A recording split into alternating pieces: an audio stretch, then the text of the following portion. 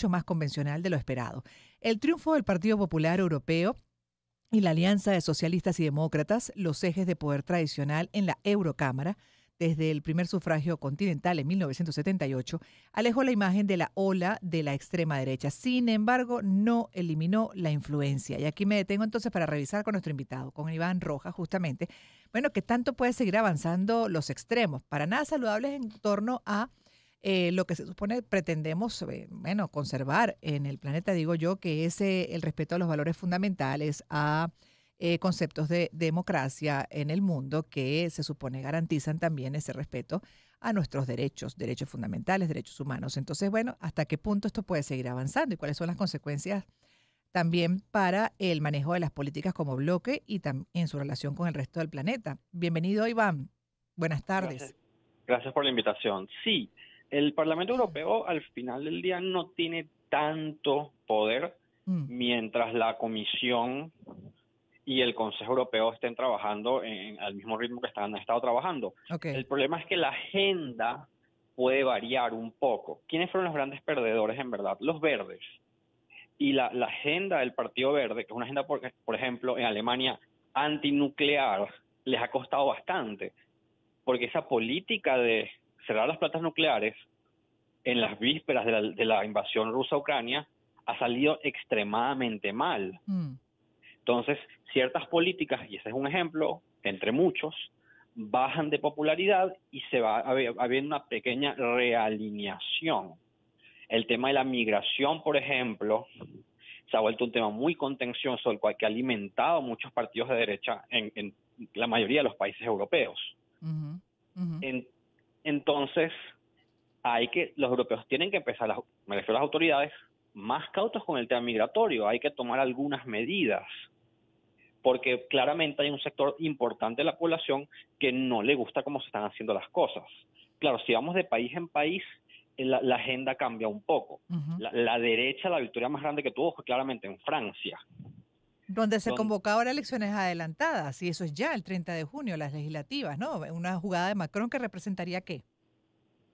Hay dos lecturas. Hay una lectura que es que Macron piensa que en un ámbito nacional, no europeo, él puede igual ganar las elecciones, igual con un gobierno de minoría como el que tiene en este momento, pero ganarlas. Y hay otra lectura muy interesante, que es que Macron piensa que gane o no, es mejor perder en este momento que perder en 2027. Pues recordemos que en Francia las elecciones legislativas y las presidenciales siempre están muy cerca, una de otra. Y él quiere que su sucesor a tal gane. Si los de la derecha hacen una coalición de gobierno en el Parlamento en este momento, nombran un primer ministro, y Macron básicamente renuncia a tener un par de años fáciles como presidente que le quedan, él se siente quizás la idea que ellos van a mostrar sus costuras, porque no sería nada más agrupación nacional, sería Reconquista. El partido tradicional conservador, los republicanos, han empezado a ver si van a negociar algo con agrupación nacional. Si tendrás una coalición dispar de derecha, de la cual el partido más grande no tiene ninguna experiencia de gobierno, y podría quizás irle bastante mal, lo cual le daría chance a Renacimiento, el partido de Macron, de recuperarse en las encuestas de aquí a 2027. Esa es una lectura quizás que le da demasiado crédito estratégico a Macron, pero es una posibilidad, que él piense que es mejor perder en ese momento que perder más adelante. Me entiendo. Ya. Ahora, acá destaca también este artículo de France 24 sobre los resultados de las elecciones parlamentarias europeas, que el panorama de los ultras en Europa sigue siendo diverso. En Italia y en Hungría ya gobiernan con solidez, mientras que en Francia, como estaba comentando nuestro invitado, Alemania también, y que lo debemos revisar, y Países Bajos, la extrema derecha ya figura entre las dos principales fuerzas políticas y se perfilan con posibilidades de ser las representaciones hegemónicas dentro de esas naciones pilares para el Frente Europeo por los próximos años. Y este artículo también, entre otras, hace la pregunta, ¿cómo se explica el ascenso de la ultraderecha, sobre todo en Europa? En el caso de Alemania, por ejemplo, ya agarrando cada vez más fuerza, pues una corriente pro-nazi, neonazi. A ver, ahí siento que ese artículo puede estar exagerando un poco, primero porque no hay una sola derecha, igual que no hay una sola izquierda. El partido Hermanos de Italia de Giorgia Meloni no es igual a Fidesz de Hungría, no es igual a AfD. Ujú. De hecho, el partido de Marine Le Pen, Agrupación Nacional, se ha distanciado de AfD de Alemania porque AfD de Alemania tenía una cantidad de escándalos importantes. Es decir, estos no es cuando la gente lo hace, que agrupa, Donald Trump, Meloni, en su momento UKIP en Reino Unido, Vox, no. Estos son partidos que pertenecen a agrupaciones parlamentarias diferentes en el Parlamento Europeo, que pertenecen, y cuando pertenecen incluso a la misma, pertenecen a facciones diferentes dentro de esos grupos parlamentarios y no tienen una visión Hegemónica. cohesionada en muchos temas. Claro, pero igual aquí el artículo no está subrayando eso, todo lo contrario, dice que sigue siendo diverso, ¿no? El panorama de los ultras. Y también que no es una corriente, digamos, como dice usted, una ideología con hegemonía en el bloque europeo, pero sí destaca el hecho de que, por supuesto, ese extremismo, en este caso, de la derecha, esa ultraderecha, está agarrando fuerza. Y el tema particular de Alemania, por supuesto, es como para que nos preocupe en general. ¿Por qué la población del mundo, como decía, pues sí, hay un desgaste, ¿no? De lo que hasta ahora ha sido el ejercicio de la política, pero ¿por qué se inclina hacia los extremos, sabiendo que los extremos tampoco son tan convenientes, incluso pueden hasta desconocer esa esencia democrática de respeto a valores fundamentales? Bueno, vivimos en una era en Occidente, desde hace quizás más de una década, en que los partidos tradicionales han sido bastante golpeados. ¿Qué pasa? Cuando tú haces alternativa a un partido tradicional, hacerla desde el centro es bastante difícil, que es lo que hizo Macron, por ejemplo. Mm.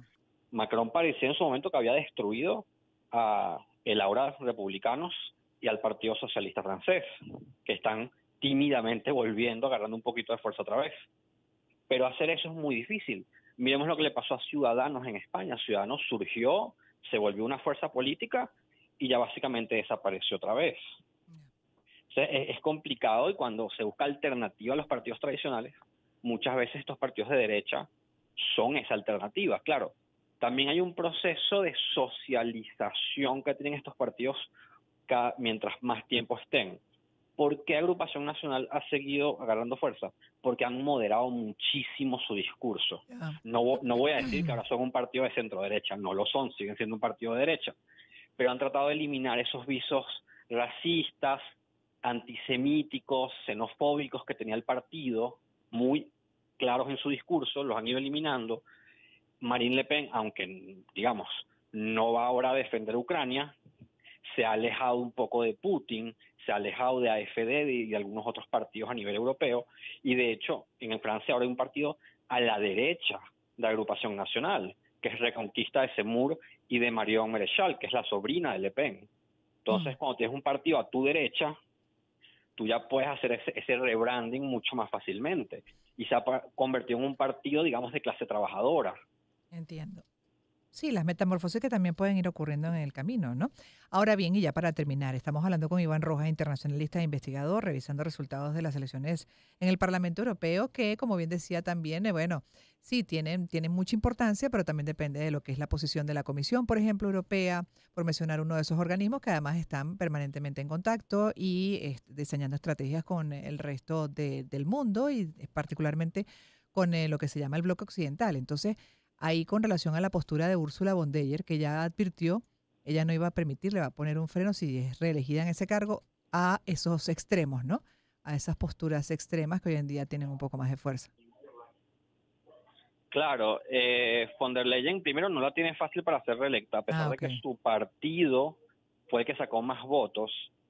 Hay bastante disenso a lo interno, digamos, y también dentro del socialistas y demócratas también hay disenso interno. Renovación, que era el otro miembro de ese grupo, Ya. también salió muy debilitado, y von der Leyen ha sido muy dura con los verdes, entonces es muy difícil que esa agrupación se una. Pero entonces tienes un dilema. Ella no puede unirse a los conservadores y reformistas, que son uno de los otros grupos de derecha, porque perdería a la izquierda, o a la centroizquierda más bien. Entonces está en una situación muy complicada, y en las próximas semanas se va a ver esa cabildeo político de cuántos votos hay y si hay suficientes votos para que ella sea reelecta en el cargo. Ya. Porque por lo pronto se ha pronunciado eso, ¿no? En caso tal, diciendo que frenaría cualquier intento de extremos que para nada beneficien lo que son los intereses también, ¿no? Del bloque, de Europa en general y sus países. Gracias por haber estado con nosotros, Iván Rojas, internacionalista, investigador. Seguiremos, por supuesto, revisando este y otros temas que al final inciden de una u otra manera, en general, en la situación de cada país.